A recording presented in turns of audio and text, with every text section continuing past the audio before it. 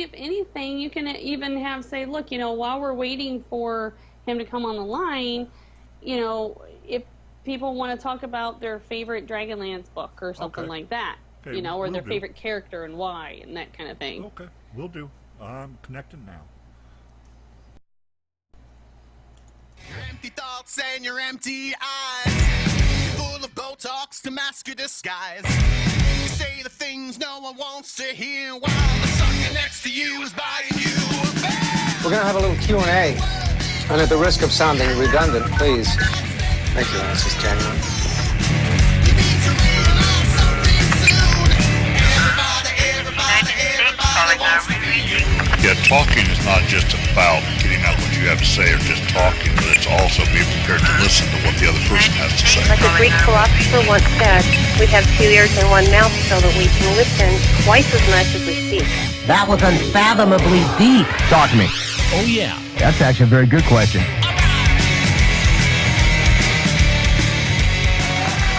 You stay classy, web surfers.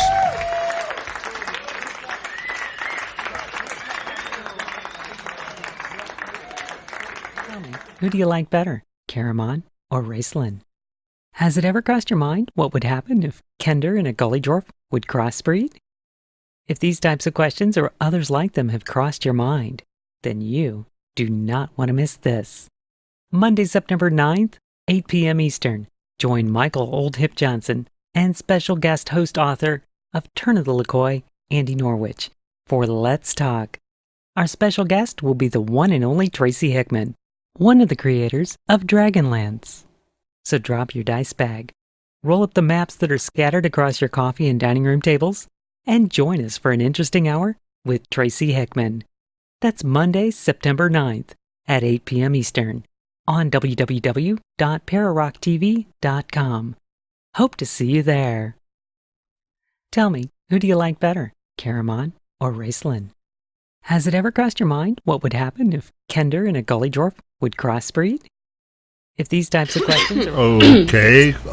Hey, folks, this is Michael Old Hip Johnson, and this is going to be the very special Dragonlance episode, or I hope it does. First off, how's my sound, folks? Grayskull or Carrie, can you all hear me? 1 and 2. Okay, sounds good. Great. All right, thank you, Andi. Want to introduce my special co-host, the ever popular and very, very lovely Andi Norwich. Say hello.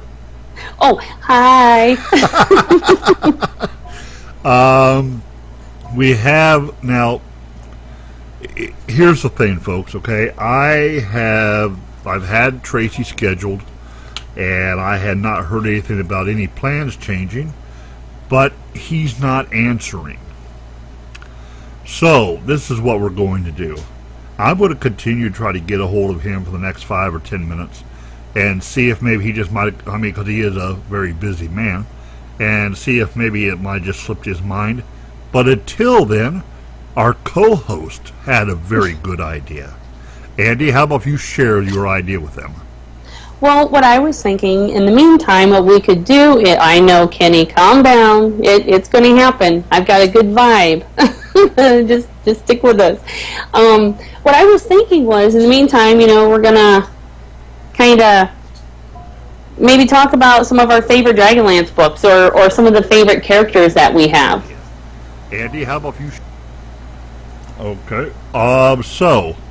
I think that's a really good idea myself, so how about sharing it? What is some of your favorite Dragonlance characters or some of your favorite books? So, I'm going to start with mine. My absolute favorite character is Tasselhoff Burfoot. And why is that? He's just an amazing little character. I love the fact that he's so lighthearted. He's so innocent in his own little klepto ways, and just the situational comedy that he gets himself into. It's like watching a puppy dog. You know that amusement is going to ensue, and you can prick his pinky and you're going to hit his heart. So I love the character. Amusement or chaos? One more time? Amusement or chaos is going to ensue. Yes. You know, is everybody else having problems with the sound in the chat room?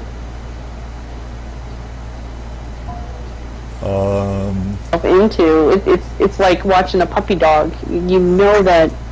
Okay, is there problems with the chat? I know I've seen a couple people saying that the sound is. Yeah, I agree with that, Kenny. Yes, Karaman is awesome sauce too. I agree. You know, my favorite character has got to be Sturm. And I was so upset that they killed him. Okay? Oh, yeah. I was just... I don't know. It affected me in a really personal way. Here, we're going to try to get Tracy on one more time here. When you go ahead and try that, when I was reading when Sturm died, I know I was bawling on the couch at the time. And my poor ex-husband had to deal with me. When Flint died, I was bawling. I remember snot coming out my nose. I mean, I was a mess. You get so wrapped up in these characters to turn around and you're losing them. It's like, no, it's like losing a family member. Yes, and I agree. I definitely do agree to that. It is. I don't know. Like I said, I just totally was in love with. Well, not love. I'm a manly man, but you know, I just love the character. Okay, so let's try this. I'm going to try the phone number I have on file and see if he picks up. But it, you know, okay, how about who was your most hated character? Kitiara. Oh, she got on my ever-loving nerves. That woman was so selfish and just... I mean, out for her own agenda. I freaking hated her. I wanted to, like, grab her by her nappy little black hair and just smack her around. Give her something to grin about, right? Yeah. But, you know, though, there was some redeeming qualities about her, too. I mean, you know, if it wasn't for her, Raceland would never have survived. Well, that's true, but I think that happened later on where, you know, she knows she has to redeem herself. But, you know, in the very beginning, she was just nothing but just a piece of work. Right. I just wanted to smack. Don't hold back your feelings. Tell us what you really feel. No, it's a family show. I'm not using those kind of words on here. All right. I will go ahead and let you pass on that one. You know, my most hated character, Parsalan. Really? Yes, you know, here he was supposed to be all white and good and all this, you know, and taking the high road. And just the way he manipulated Raceland. Mm-hmm. Okay. I loved the Test of the Twin series when he finally got what he so richly deserved. You know, I don't know if that makes sense to everybody or not. Moral justice, maybe? Yes, you know. I mean, you know, what was the king priest's biggest sin? Pride. Mm-hmm. And he took it upon himself to believe that he knew the mind. This is Tracy Hickman on board the Dragon Hearth. It's good to hear from you. Please leave your name and your comment or question, and we'll get to it in our next podcast. See you then. Well, Mr. Hickman, this is Michael Johnson with Let's Talk, and you were going to be my guest this evening, September 9th. But I guess you are not available. Sorry we missed you. Thank you for your time. Oh, okay. Well, folks, this is extremely embarrassing. I had no control over it, Michael. I mean, you know, we had to set up, like you said, you've talked to him many a times since then, so you've done as much as you possibly can. Everybody needs to go to his fan page. Everybody needs to go to his Facebook fan page and just blow it up and put PararockTV.com, you know, hey, we're all in here, we're all waiting to hear from you, you know, we can't wait, and, you know, and let's, you know, at least try to get him at least rescheduled, because, oh my God, it's Tracy frickin' Hickman. Yeah, and you know what, I'll tell you what, I also had some family stuff to attend to this week. My little girl is growing up. Oh, I saw the picture with her little bow. Yeah. And so I was so wrapped up in that and letting this boy know I'm watching you. You know, I don't have a problem going back to prison. Correct. Matter of fact, I did ask him, are you a lefty or are you a righty? Because that way I know which arm to break to cause the most discomfort. But, you know, all in all, he is actually a very good kid. And I was very impressed. And I actually think I gave him the most precious gift a father can give to a young man. I let him know that I think my daughter could have made a hell of a lot worse choice for her first love. Well, and also you're entrusting him with your daughter. Oh, yeah. But see, though, he's from Saskatchewan, Canada. Get this, Andy. He talked his parents into driving 40 hours. 40 frickin' hours. They drove from Saskatchewan, Canada to Myrtle Beach, South Carolina to meet my daughter. Aww. Yeah. Okay. So that at least the boy is persistent. Yeah. But that's sweet. I mean, you know, budding young love. You know, hopefully, you know, they'll stay on the straight and narrow and up and up. That's cool. Yeah. And you know what, though, back to Dragonlance. I told you this. I have a good friend. His name is Robbie. And do you know he is such a Dragonlance fan? He actually named his one and only son Dalamar. That is so awesome. Yeah, and you know what? I actually told Hickman that. I'm sorry, Tracy. I told Tracy that. I said he actually called his son Dalamar. We call him Dal for short. Wow. And Tracy said, you tell him I said thank you. I mean, I don't know if this guy understands. I don't know if Mr. Hickman, since I haven't been able to talk to him yet, I don't know if I can call him Tracy yet. But he has just completely opened up a world for so many people. I actually told him, I'm sorry, I interrupted you. No, you're fine. I'm used to going solo with the 70s ballroom on Friday night, so I'm not used to a co-host usually. But, you know, I actually told him I think that Dragonlance is a new millennia's answer to Tolkien. Yeah. I truly do. I mean, it's just as involved, it has just as much of a myth, has just as much of a backstory as Lord of the Rings did.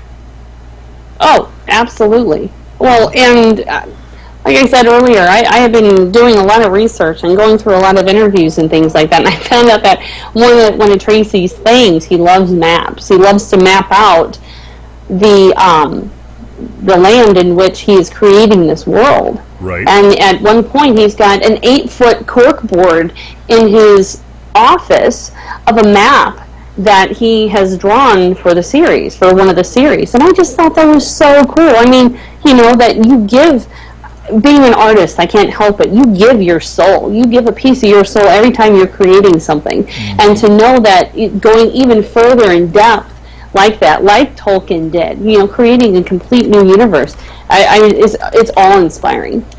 I agree, most definitely. And, you know, I really think that I haven't really heard much about Dragonlance continuing. I hope it continues, but I don't think there's really been anything new and substantial for the last couple of years. I could be wrong. They were with Margaret Weiss? Right. You know, or Tracy. I really don't know. They actually have. They have the, I want to say the Dark Gate Cycles, Chronicles. I had seen it. It's a different world. Mm-hmm. It's different than Corinne, and Deathgate. Deathgate Okay. Chronicles, I think is what it's called. All right. And I do believe that that's a kind of getting back into the groove with Margaret and Tracy. Right. You know, but how do you turn away from Dragonlance? How do you turn away from Corinne and all the characters within it to be able? I mean, how can you dislodge yourself? You know, and one of my questions I wanted to ask was, do you find other characters finding their way into the books that you're writing now? You know, like the characteristics of other characters bleeding into the stories that you write now. I mean, I thought that would be something really neat to hear from him, you know? Right. You know, my one question has always been, you know, they left well, I don't want to say the creation of the gods kind of, you know, a mystery, because if I remember Korean mythology correctly, there was the all one god, and then, you know, I mean, that goes back to them taking the magic away and all this, because the Korean pantheon were not playing nice. Mm-hmm. But, you know, I also wondered, though, okay, I remember years ago there was a stream of thought that the Korean gods, Paladin and the rest of them, actually came from, whether it be Forgotten Realms. They were actually high-level characters that somehow got transported to Kryn, and all of a sudden we have gods. This has been like 15, 20 years ago that thought was around, so don't look at me like I've lost my ever-loving mind. I wouldn't get you like that anyway. Most people do, you know, because I ask the questions that nobody else has the guts to ask. I felt like when the magic was gone and the gods were gone, it's no different than the world we are in now. Right. It become just the same, and I have to live this world. I don't want to live this world. I'm reading a book. I am dedicating my time to escape from this world. I want magic. I want the gods. I want them to, you know, play chess pieces, ones against others, and just change fate and destinies. I want that. Right. That's what it's about. And I agree. I agree. But, you know, it just, I did not like the Fifth Age. That's what it was called, the Fifth Age or something like that. I could not get into it.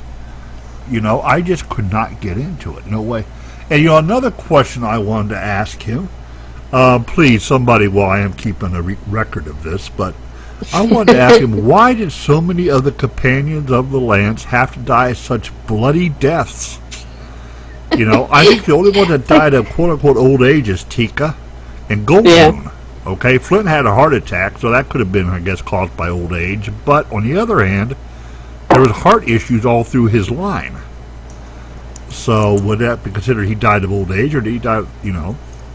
But everybody else, you know, Task got squished by the, what was it? The chaos. He got squished, okay? Riverwind died a very violent death. Tannis died a violent death. Carmen, I don't recall. I'm sorry to say. I bet you Storm would know. Yeah. Okay. Storm, how did Carmen die? We'll see if he. Let's see. They do all end up dying. It's no worse than game. Well, and that's another thing. That was one of the questions I wanted to ask. Where the hell is the TV series? You have enough books and so much interesting facts and stuff. Where's the show? Yeah, forget that little cartoon movie they tried. That sucked. Oh my God. Okay, I like Kiefer Sutherland. I truly do. But he should never have signed on that cartoon garbage. Mm. You know, I mean, I would love to see an action movie, Dragonlance. Do you know, I thought Loki would have made a great Raceland. I do. I mean, he had that same kind of cocky, insecure, yet over emotional, yet brooding kind of feel to him. And I was like, I mean, when I first saw the Avengers, I was like, oh my God, it's Raceland. Yeah, and you know, I'll tell you something else I think that would make a great Raceland, excuse me. Would have to either be, oh hell, I can see his face. What movie? The Legend of Billie Jean, the brother. Oh. Okay, I'm much older than the rest of you. Slater, Christian Slater. You know, he's got just enough. Well, he's got just enough quirkiness about him. Yeah. You know. Hey, at least I didn't say Kevin Bacon. No, I totally have to hang up the phone right now. Totally disown you. Okay, no Kevin Bacon.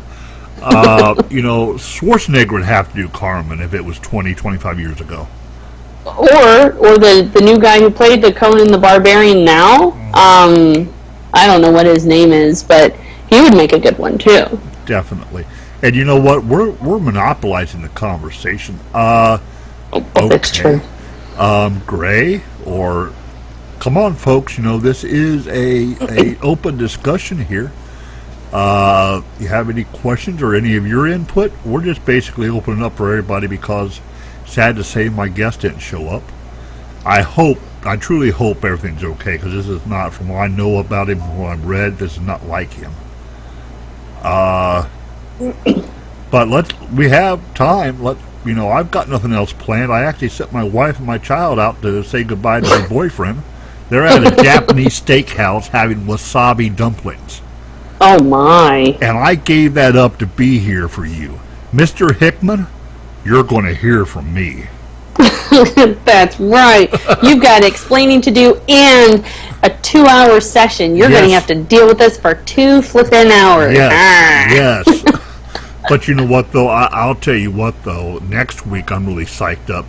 Next week, the gentleman from the Twisted Sister videos and played Niedermeyer in Animal House is going to be my guest.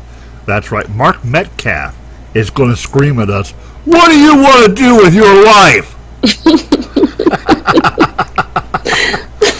And then the week after that, Richard Mall, who played Bull Shannon from Night Court. Wasn't that Bull? Yes, Bull Shannon. Yeah. And I want to ask him what it felt like to have lived through so many different matrions. You know, the other court guards, the females. I think he lived through like 3 of them. What? Yeah, remember the series? There was 3 of the other court officers, the females, that died on him. Really? Yes. I don't remember that. Mm-hmm. There was like 3 of them. Huh. Oh, my boss is here. Hello, Jeff. See, I always call him makes nice with the company. You know, he pays my bills. I'm glad to have him here. I really am. Back to Dragonlance. So, you know, a full, solid movie is what's needed. And, you know, Hollywood, if you're listening to us, we really need you to, you know, let's make this happen, folks. You know, I mean, hell, they did a Lord of the Rings. Dragonlance, folks. That's where it's at. Dragonlance.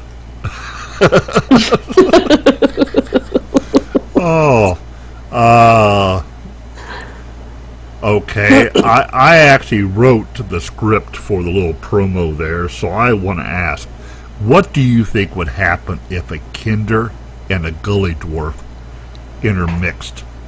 I don't know. I don't know if it'd be too far off a Gully Dwarf at that point or not. And could you just imagine Flint's reaction? No, he would literally have a heart attack way earlier than he did. You know, I absolutely loved the way that Hasselhoff and Flint interacted. Okay? You know that Flint loved that rascally Kinder. Okay? Oh, yeah. I mean, hell, Flint loved all of them. Even Raceland, even Kit. You know, because he felt like he was the guardian. He was the old man, you know. He was the father figure for these young'uns. You know, and how dare they go off adventuring without me? You know? But I just love the way that they would interact. You know, if you remember in the very first book, you know, when Tanis and Flint are coming into the Solus, you know, and you hear the whizzing of the hope of the hoop pack. Yes.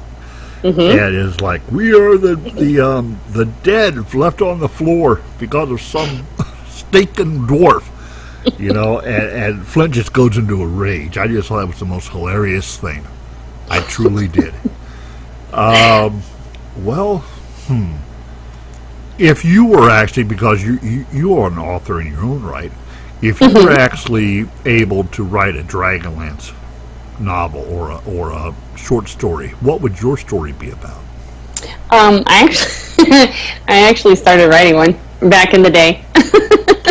Okay, do tell. It was a kinder. His name was Wessel Lightfinger.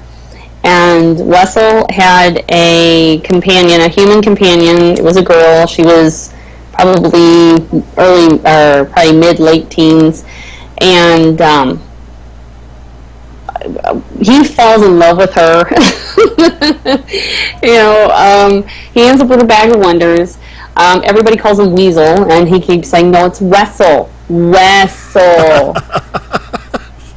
And he thinks that everybody's making this mistake, you know, innocently. And so they're right in the midst of this town. They go walking into a town, and they go into like a little pub, and there's a dwarf who's, you know, being the service cook. And of course there's words exchanged between Wessel and this dwarf, and ends up that the dwarf was throwing utensils at the kinder as he kept bending down to pick one up. One would go whizzing by, so he'd walk over to pick the other one up, and this dwarf keeps trying to hit Wessel, but Wessel, every time it gets close, Wessel bends down to pick up another utensil that this dwarf had thrown at him. So finally the dwarf, just a battle rage cry, comes running after him and gets him out in the street, and they're all, you know, tussling around and things. And then, you know, the guards break him up, and they're, you know, talking to him, and again, you know, the guards are like, yeah, I'm this little weasel, and he goes, that's Wessel.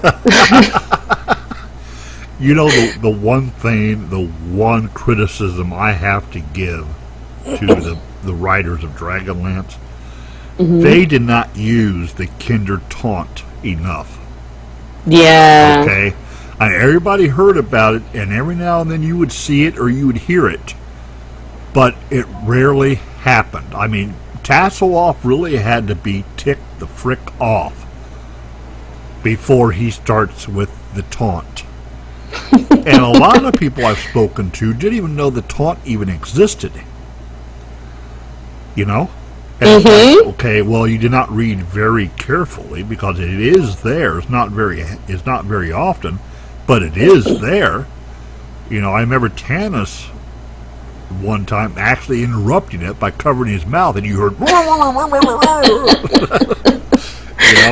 Tasselhoff is going off, and I have to give a little bit of an explanation here.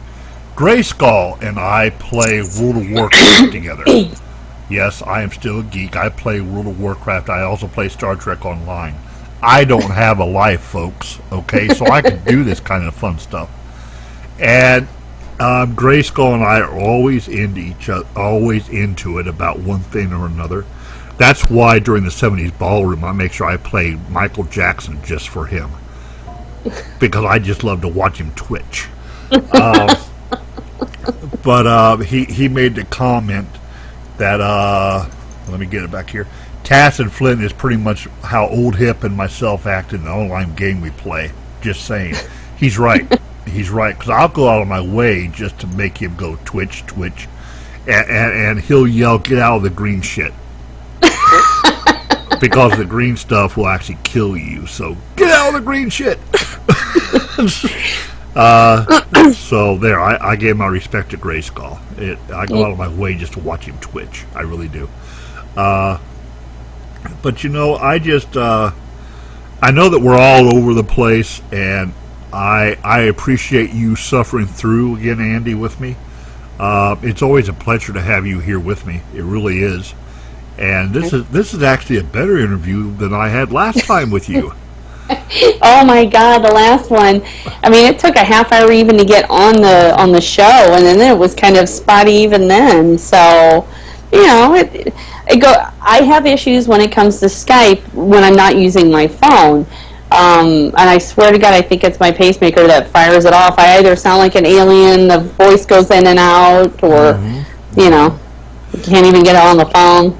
You have a pacemaker? You know, I got a metal plate in my head, and I'm fine until I get too close to the microwave, and then I kind of piss myself and I forget who I am.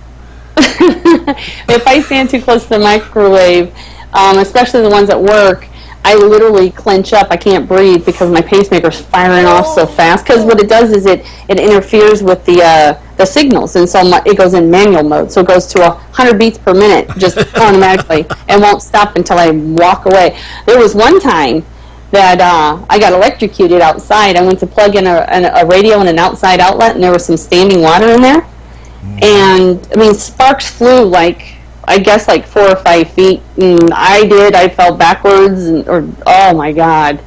That was like a 4-hour trip to the emergency room for my pacemaker to finally reset itself, to come back, because the teacher was an EMT, and he's trying to take my pulse, and he's like, Andy, you go from 100 beats per minute to 20 beats per minute to 170 beats per minute down to 40 beats per minute. He goes, I can't get a read on you.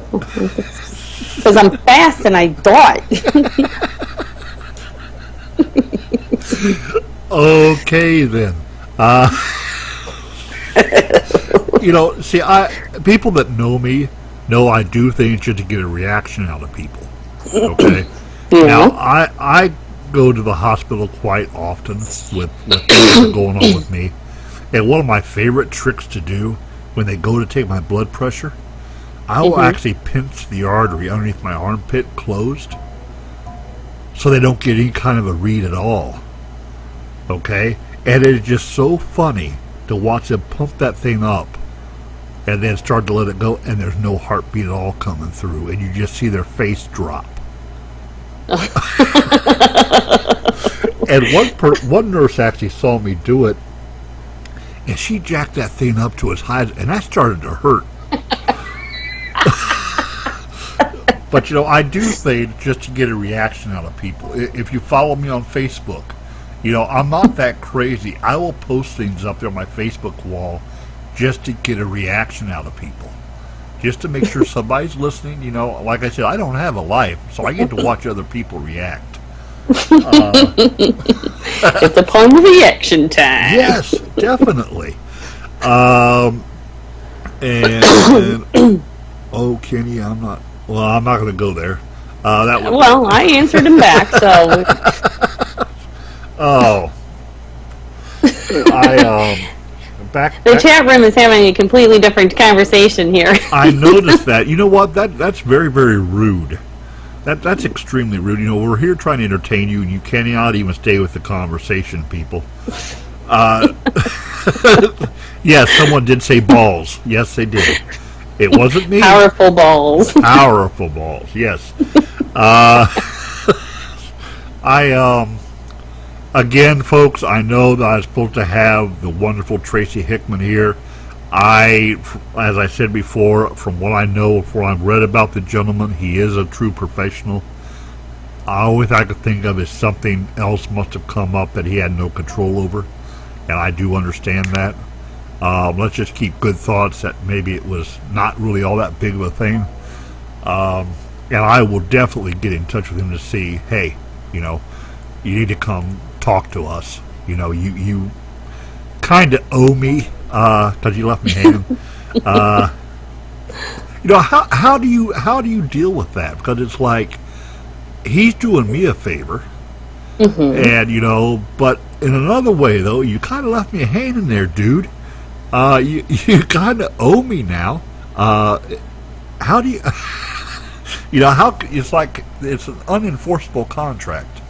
Well, and I mean, he has a name to uphold. He has an image to uphold. You know, people don't want to. You know, if he's got a new book that he's going to be promoting and things like that, he doesn't want to come off to be, the diva or whatnot, because what happens then? Nobody's going to listen in when he wants to pump his new whatever that he has out. I mean, hell, the guy wrote Reign of Gotham. He was writing for Batman for, which one is it? DC Comics? DC, yes, that's DC. Batman's DC. Yeah. So, I mean, the guy is like Joss Whedon of the sci-fi fantasy writing world. And so he's got a name to uphold. He needs to just follow through on his commitments that he has committed him and obligated himself to. He should, come on at some point, maybe at another time, and really be there, Right. Yeah, you're right, Stern. We don't know. And that's why I'm keeping my fingers and my eyes and everything else crossed that it was not an accident, that he is okay. My favorite god in Dragonlance, Fizban. Yeah. Where's my hat? I've been blinded by the gods. You want to hear something quirky that I found out about Fizban? Sure. Well, there's a couple things. One, that is Tracy Hickman's character when they are doing the role playing. That's his character. So, secondly, he has Fizban, sorry. He has, oh goodness, what were the other names that he had? Hold on a second, I've got them here. Fizban, Zifnab, and Zanfib. In different books, different types of books, but they all play old wizards with faulty memories. and scared fireballs. Remember when Tass and Fizban was up in the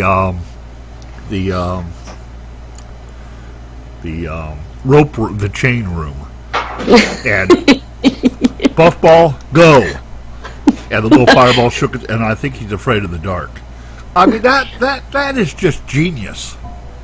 That is just absolute genius. You still there? Yeah, I'm still here. Okay, I thought I heard a click.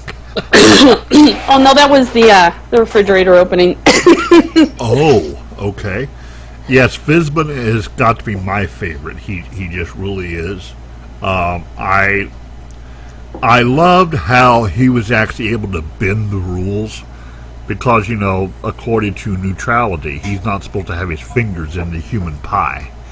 He can help in certain points, but as far as directly affecting Fizban has been directly affecting the lives of the companions since the first book.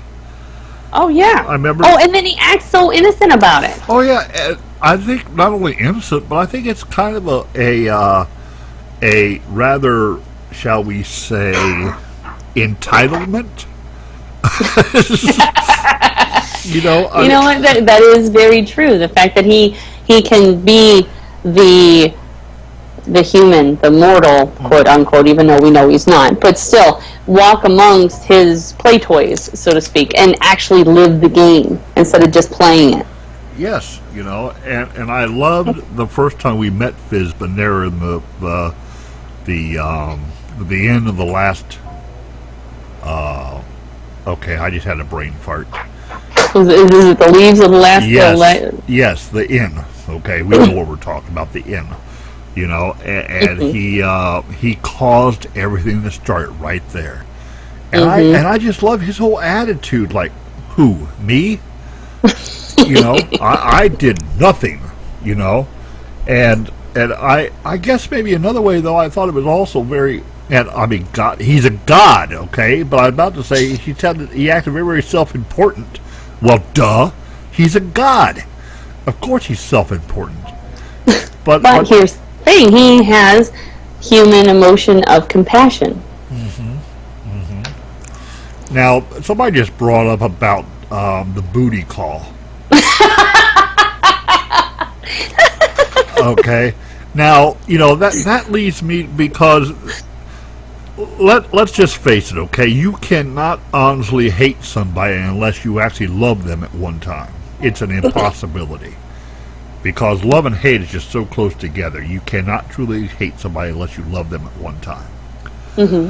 With the animosity between Paladin and the Dragon Queen, Do you not think that they might have had a booty call once or twice?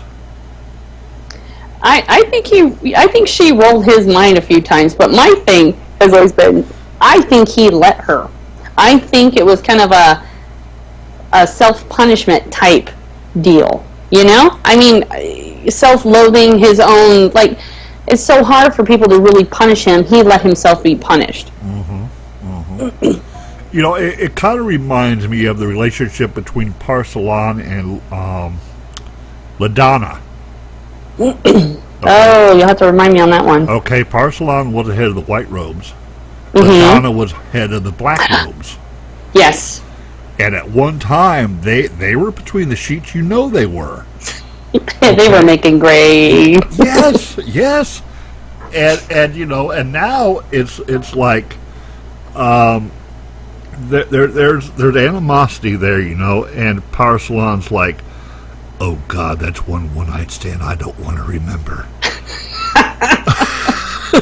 You know, and she's there, you liked it, be honest, you liked it, you know, and then here comes the neutral guy in there saying, okay, let children, you know, let's act like adults here.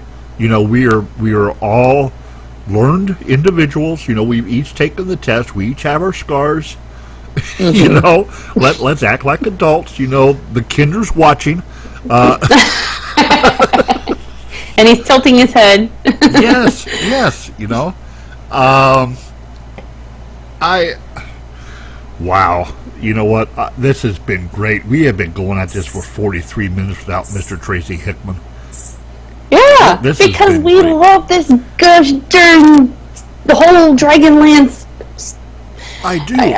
And it breaks my heart because I've tried to talk to younger people about it, and they just look at me and their eyes kind of glaze over. It's like, what? Oh, yeah. And I'm like, they just don't get it. You know, and I'm wondering if the same thing happened to us when our parents, or maybe even our grandparents, tried to tell us about Lord of the Rings. Why don't you read a freaking book? Here's Lord of the Rings. And I'm like, you see how big this freaking book is? I don't, you know, I want to hook up the Atari. Yes, people, I'm that old. I had an Atari. Pong was high tech when I was younger, okay? But, you know, it's just, you know, I try to get my daughter involved with the Dragonlance. No, I want to talk about Pokemon. And God. Yes, you know, or some other kind of freaky ass, you know, that I don't get, okay? But she has all these books, and she has all these Pokemon this, Pokemon, My Little Pony. Do you know that there are adult men that are My Little Pony fans? Oh, well, and you they must think it's just fabulous. Do you know what they call them? Are you ready for this? Can I say it on the radio? Sure, go ahead, and then I'll let you know what they really call them. See, please, free fire. No, you go ahead. You tell me. You know, I've been meaning to talk to you. My name is Old Hip, not Goathead. Anyway, they call them bronies. Jabronis? No, just bronies. Why bronies? I don't know, just... Oh, because they're brothers with the whole My Little Pony thing. Yes, bronies. Well, they can go with their man-pon. Yeah, I agree, okay? You know, go knit yourself a scarf or something, okay? Why don't you become a real man and become a fan of, I don't know, Dragonlance? You know, I'm sorry. I don't think I'd be able to show my face in public if somebody called me a brony. Well, you know, you got to start him out super young, because we're already starting Jake out.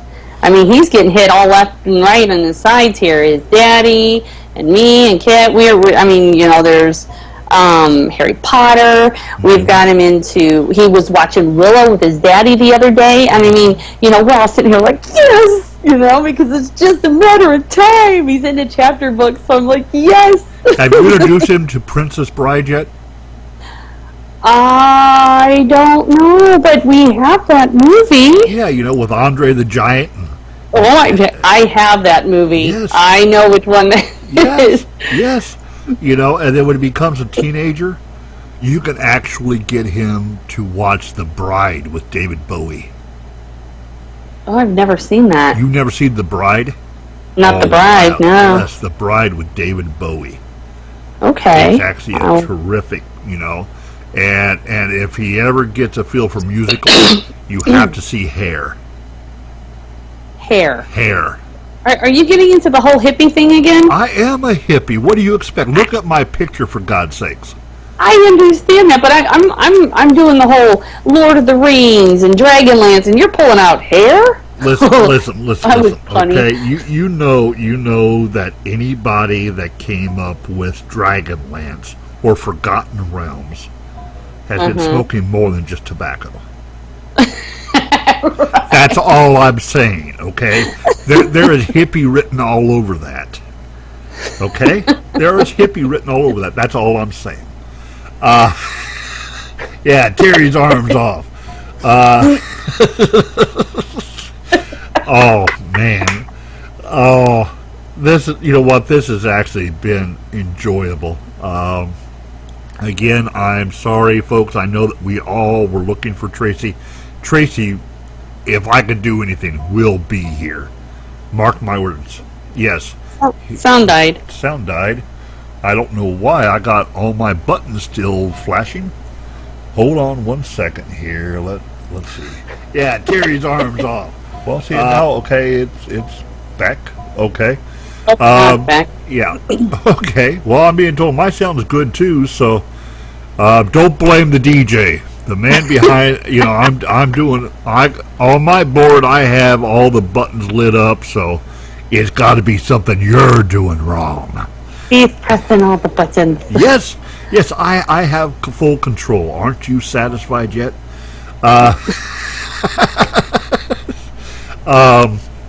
But I will do my very best. I mean, of course, I cannot force him to do anything. But I'm sure that we will find out what happened and he will come to see me. Because I let him know exactly what a big fan I was. You know, I wish I could have gotten a triad of Margaret Weiss, Tracy, and Laura Hickman all on the same show. You know what you should do? This is what you should do. Okay. Even though we haven't had callers call in, I mean, they actually hear us talking and asking, you know, like speaking out the questions that are said in the chat room. Send him the podcast. I will. And I'm also going to send the banner that you made, which was a terrific banner, by the way. Thank you very much. Well, you know, when it's something I'm passionate about, I throw balls to the wall, baby. Dragon balls. Yes, Dragon Ball Z. Why did that just come across my head? It's me being a father of a 15-year-old. But you know, it's just, I think, and I will go on record right now. Dragonlance is the Lord of the Rings of the new millennium. Okay. Oh yeah. When did you first hear of Dragonlance? It was in 1997, and I was on a bus coming back from Fort Campbell, Kentucky, and my ex-husband at the time, well, he wasn't at the time, he was my boyfriend at the time, handed me The Legend of Huma or The Black Wing with Chrysanth, the black dragon in it. It was one of the two, and I can't remember which one I started with. But both of them, and I think it was like one, in each visit, I got one of the books, and by the time I got back home on the bus, the book was read. Okay. And I was hooked. I was like, okay, where are the rest of these? You know, and it seemed like it was one of those things. You know, we were going into B.L. Dalton bookstore in the mall, you know, every time that there was a new book that was coming out, and it was ours. It was like, boom, Dragonlance, boom, Dragonlance, you know. He'd read it, I'd read it, you know, and sometimes he'd go back to read it, and I'd go get a new one or something. But Black Wing, yeah. So I actually first heard of Dragonlance. There used to be a magazine for gamers called Dragon Magazine. Oh, yeah? And there was the very first story I ever read of Dragonlance was in Dragon Magazine in 1984. Well, that's when they first came out with the Dragonlance, was in 1984. Right. and it was all. And as a matter of fact, it was showcased in that Dragon episode, or that Dragon magazine. It was showcased, and it was actually had Carmen and Raceland walking to the tower for his test. Oh. And Raceland actually telling him, you know, what happens here must stay between you and I, brother. You know, you know, nobody, and I mean nobody, is supposed to know ever what happens during this test. And right. You know, and then when I was in the Navy, we actually used to play it while we were the times I was on ship, but also landlocked or land duty. We actually sent to TSR, and we actually got the modules. Really? Yes, so I actually had the original modules that we played through, and I remember I died a rather horrid death because instead of playing the characters, we played our own characters. And it was the siege of the where Sturm died. Oh no! I know you were going to ask that. I know it was in the Winter book. Right, but it was outside of Palanthus, the High Claris Tower. Okay. Yep. Okay, and all of our characters in there, and I decided to put my hands on the Dragon Orb. It was not very good because, of course, in the books, you know what happened. But you know, here we were first playing it, and it's like, oh wow, what's this? And I remember my GM telling me, "Are you sure you want to do that?" Oh yeah, what's the worst that could happen? Well, the whole party was wiped out because we were not ready. We Run! yes, run. But that was my first, you know, was Dragonlance was in Dragon magazine, 1984, and that was my first induction to it. And I've been hooked ever since. I mean, I'm also a Forgotten Realms fan. Yes. And Ravenloft.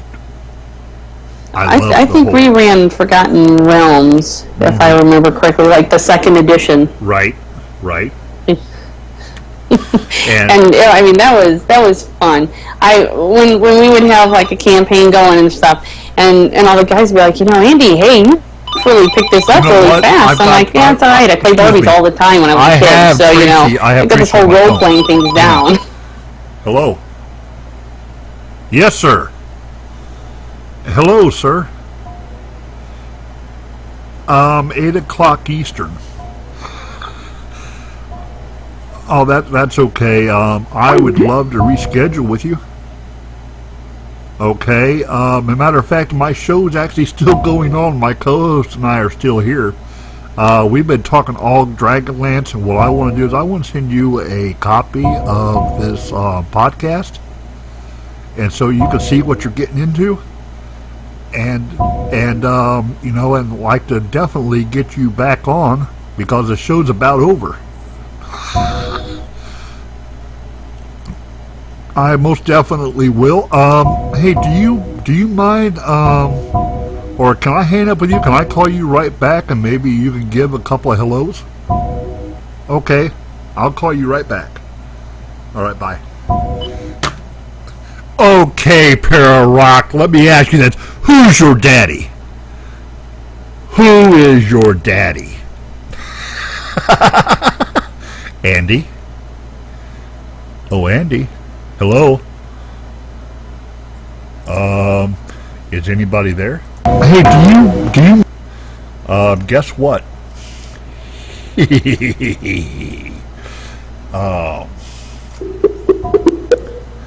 Oh no, you know what? I got so excited I disconnected her.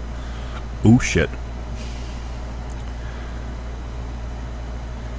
Hell hath no fury as a woman hung up on.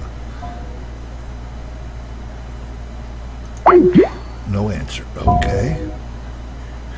Yes, okay, yes, I am calling you back. Yes. Andy, yes. Yes, okay, and call. I'm calling you now, darling. Hello? Hello. I have one question for you. Who's your daddy? Are you my daddy? Well, I'll tell you what. Guess what? What? I have Tracy Hickman coming on. No. He is. He's coming in to say hello, and then he's going to reschedule.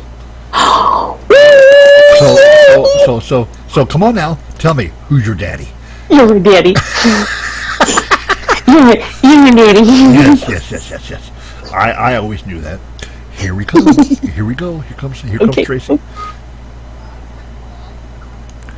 Hello. Hello. Hello, Tracy. Hi, it's good to hear you. How are you tonight? Oh, I'm fine. I actually have a fan of yours here as my co-host, and she has been freaking out since she found out that I wanted her to be my co-host tonight. Say hello to the ever lovely Andi Norwich. Andi, how are you this evening? I'm doing just fine, Mr. Hickman. How are you? Oh, I'm great. Thank you very much. Although a bit behind my time this evening, apparently. I hope your ears were burning, though. We have been just talking up a storm. It's been nothing but an entire topic of Tracy Hickman and Dragonlance. It's been wonderful. Oh, I'm so sorry that I missed the discussion. I could have possibly toned it down with some realism here this evening. I told old Hip here to send you the podcast so at least you can catch up on what had been said. Oh, I'd love to do that, and I'd certainly love to come on and talk with you at a later date. I feel terrible about this evening. I was hoping to be able to come on, and we got involved in the Salt Lake City Comic-Con this last weekend. Oh, wow. And it turned out to be an literally overwhelming success. It was the first time they held one here in Salt Lake City, and they had originally really, really hoped in their wildest dreams that they would get an attendance of about 10,000 for a first-time convention. When all of the dust settled this last weekend, their attendance had actually crested 50,000. Oh my gosh. The convention, actually, the convention venue downtown, fire marshal had to close the doors because we had reached capacity of the entire venue. Oh, that is just so cool, matter of fact, I was telling folks here, I also had a rather emotional and just out there weekend. My daughter actually met her boyfriend for the very first time. Really? Yes, he's from Saskatchewan, Canada, which, let me guarantee you, is the safest place for him. And so he actually talked his parents into driving over 40 hours from Saskatchewan, Canada to Myrtle Beach, South Carolina, just to meet my little girl. My goodness. So that's my goodness. That is just true love, or somebody's just that is. And so it was an emotional weekend for me too. And and Andi has been saying, should I call him Mr. Hickman or can I call him Tracy? And I said, I really don't know. He said I can call him Tracy. Well, I'm pretty informal, actually, and having met 50,000 of my closest friends this last weekend, I think Tracy is probably a very appropriate thing for you to call me. Oh, thank goodness. So I'll tell you what. We had an amazing weekend, too, not just from the standpoint that we had met so many wonderful people this weekend. I actually met a young woman this weekend who came up and introduced herself as Kryn. Wow. And she pulled out her driver's license, and sure enough, her first name, Krynn. Her parents had named her. And so I have this wonderful picture of being with Kryn. And I told you on the phone when we first started talking, one of my best friends in the whole world actually named his son Dalamar. Yeah, good name too. I named my cats Tasselhoff, Burfoot, and Flint Fireforge. Oh, wonderful. So see, oh, very wonderful. Do you see how much you are loved, sir, and how much Dragonlance is loved? I mean, I told you. Go ahead, please. For me, it's really actually a great honor. I'm quite humbled actually by the wonderful response that we've had from our fans down through the years, and deeply moved actually by all of that. One of the wonderful things about the written word is that it's a partnership actually between the writer and the reader. We as writers are evokers of images. What we actually write on the page is not all that much. It's actually quite sparse. An entire book, for example, in terms of file size, is much smaller than a single photograph that you might take with your phone. Yeah. So the information density in the book actually isn't very great. What happens is that the reader takes those words and all of the meaning and the sights and the sounds and the experience of the event takes place in the white space in between the words. It's something that the reader provides. And so the writer and the reader are very much in partnership in creating this wonderful experience. And so, from my side of the words, it's really quite an honor that so many people will take those words and create something from them that is moving and meaningful. Intoxicating. Definitely. And Andi actually is a author herself. Oh, wonderful. What do you write, Andi? Well, I've written one. I'm in the midst right now of transferring over my penned second, the sequel to it. It's a werewolf novel called Turn of the Lykoi, and it's set in present time in near the Appalachians in Kentucky and Tennessee. And, wonderful. What are you going to do with it? Well, I'm trying to write it completely out, and it'll span 3 books. And then I'm going to let that baby go. I have enough, of course, you know how it goes with the side characters. They have so much history within themselves, could create other stories. So, I mean, it would really depend on what everybody else wants. But what I would like to do is, since I've had this one out for about a year, almost 2 years now, when I get this second one done, I would like to start actually, instead of just doing a self-published, to actually try to find a publisher or a literary agent and say, hey, let's see what it can go further. I mean, I have enough networking. I've got it global, but it's on a very minuscule scale. But I want you to know that you were the beginning of, you and Margaret were the beginning of, and the Dragonlance, and Mary Kirchhoff, and oh God, all the other authors that I had read. You helped me understand those white spaces, and I can't thank you enough. It's awesome. That was very kind of you. Thank you. I hope it's okay that I put you on the spot there, Andi.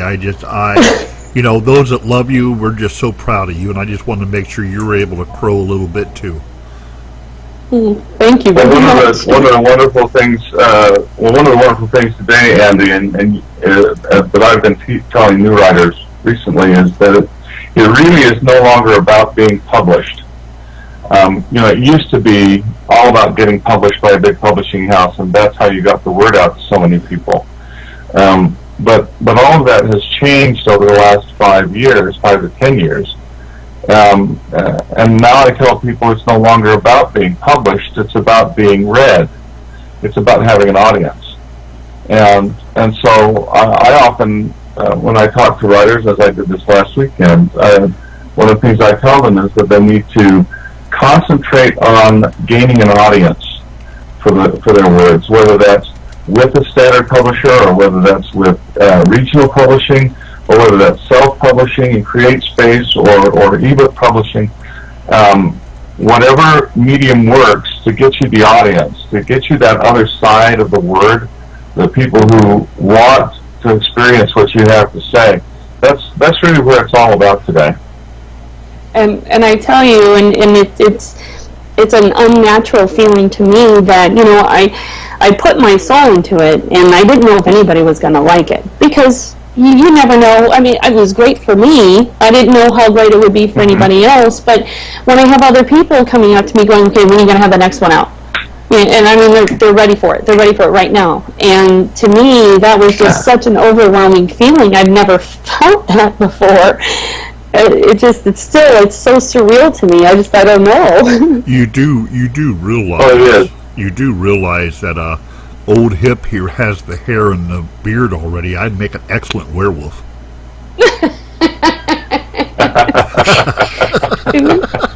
Oh, Tracy, I cannot wait to have you on, because I just want to pick your brain, and I've read through so many of your interviews, and I'm like, well, why didn't you ask this question? And I understand that a lot of your characters have come through the gaming and the friends that you had during your campaigns and things like that, but, you know, I wanted to know, did any of your doctrine, of your faith, ever come through into the environment or into the characters, into your novels, into your stories, or just, you know, somebody that you just slightly met and they sparked something in your soul just for that initial meeting? Did you ever say, I need that character in my book? I have so many things I would ask. All of these are wonderful stories, yeah. Well, you know what? And I want to give you the answers to all of those. We'll get a chance to do that, because I'm definitely going to be coming back and spending some quality time with you. Okay, I'll tell you what. I thank you, Tracy, for getting back with us. Like I said, nobody was upset. I was just worried that maybe something happened, because from what I know of you, you are a true professional, and this was not like you to just not show up. So, of course, we were all... Well, most of what happened to me was being run over by Comic-Con and losing track of my own schedule. But hopefully I've gotten my mind back together and my schedule as well. One of the big problems, truthfully, one of the distractions that I've had, and it's a wonderful, exciting, and thrilling distraction, is my wife and I have designed a storytelling board game. Wow. And we were so excited about this and we launched the Kickstarter for it on Friday at just after midnight, Friday morning. Wow! Right in the middle of the Comic-Con thing, and we were hoping that it would do well. We were hoping that it will do well. And it's been open now for 4 days, and it's now 60% funded. I don't know what I'm going to do with the other 30 days, but we're so excited about it, you know, and it's been so much fun getting everything organized and getting everybody interested that's interested in our board game to answer their questions about it. But it's just kind of taken over my life, and so I apologize for that. No worries, no worries. You know what? As I always tell each of my guests, the world belongs to you. We just live in it. All I have to ask is please do let's have this regroup before October 17th, because I'm going to be in Scotland for 2 weeks and I don't want to miss it. Oh, absolutely. Well, we're going to do it just as soon as we can. Okay, I'll tell you what, I am running out of time here, folks. This is just a taste of what you can expect next time, ladies and gentlemen. Remember, next week I'm going to be welcoming Mark Metcalf as my special guest. He was the gentleman that played Niedermeyer in Animal House, and he was also the father on the Twisted Sister videos. So he gets to yell at us, what are we going to do with our lives? Until next time, everybody, I want to remind you, this is Pararock TV and my special co-host, Andi Norwich, who will return when Tracy returns. I hope. And this has also been Tracy Hickman, a man that has been an idol of mine since I first read Dragonlance back in Dragon Magazine in 1984. Yes, sir, I am an old diehard fan. Until next time. Thank you very much. Until next time. And everybody do me a favor, if you don't mind, come find us at Sojourner. Find our Sojourner Tales board game. We're going to have that closed out pretty soon, and I wanted everybody to enjoy that too. We most definitely. Do you have a website real quick I could throw up in the chat room? I do. It's the website is soldiertales.com, and it'll link over the Kickstarter, and you'll see how we're doing. It's a great ride and a fabulous game. It actually uses ebooks as part of the storytelling mechanism. Wow. I am going to so look forward to that. So you heard it directly from Mr. Tracy Hickman. He will return to Let's Talk. Until next time, folks, remember, many pleasant nightmares. Goodbye, folks.